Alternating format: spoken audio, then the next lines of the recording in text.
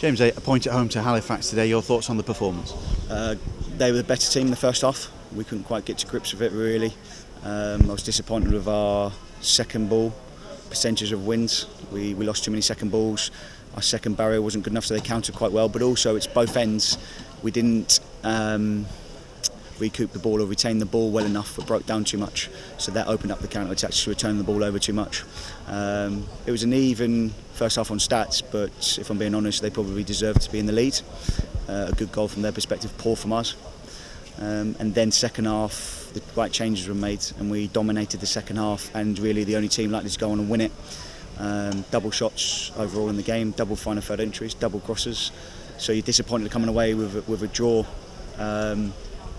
Fantastic occasion for both teams though, and look, both teams are going to have a good season on that viewing. Was there words at half time at all, or was it just, you're nearly there, not quite? Well, you have to be reasonable in your mindset. You have to be balanced. And look, some of them players have only had one session, 2 sessions, and it's hard because there's not enough data and research on COVID. Some players can overcome it quicker, others can't. And obviously with Curtis coming off at half time, we gambled on that. It wasn't the right decision for him to play, and he wasn't ready. Probably that's where the first goal come from really. The lungs and legs weren't there to get close enough to Warburton.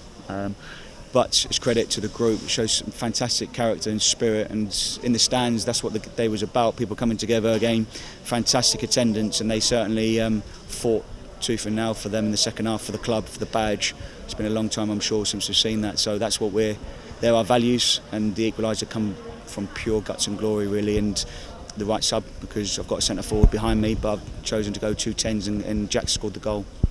You dropped Gavin Gooding into the side and Kwasi Asante. What was you thinking there?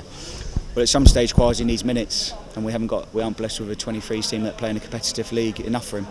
So he either has to go on loan, or we have to judge where he is. Can he make an instant impact? That 60 minutes will do him the world of good.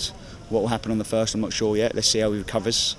It's a long-term injury, isn't it? 8 months he's been out. So credit to him to get through the hour. Some real sharp things, some things that he needs to do better on, I'm sure he knows, but that'll come. He's a top player and a top lad, so yeah, today was the right time for him to come into the team, and let's see what happens in the next week.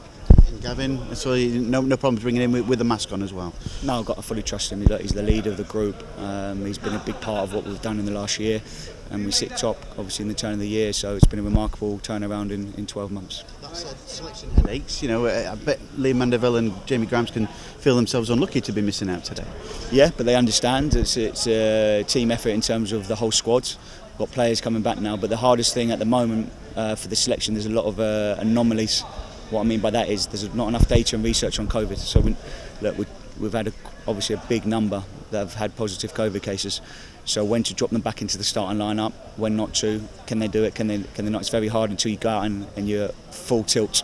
You can train to a certain degree, but go full tilt in front of 8,000 or whatever, it's different. So look, we've got to recover from that and hopefully get more right than we got wrong, which we did today, because we're behind at half time, lost top spot, but the character to come back second half and dominate that second half is credit to the players. How much did the crowd play a part winning the goal, the equaliser?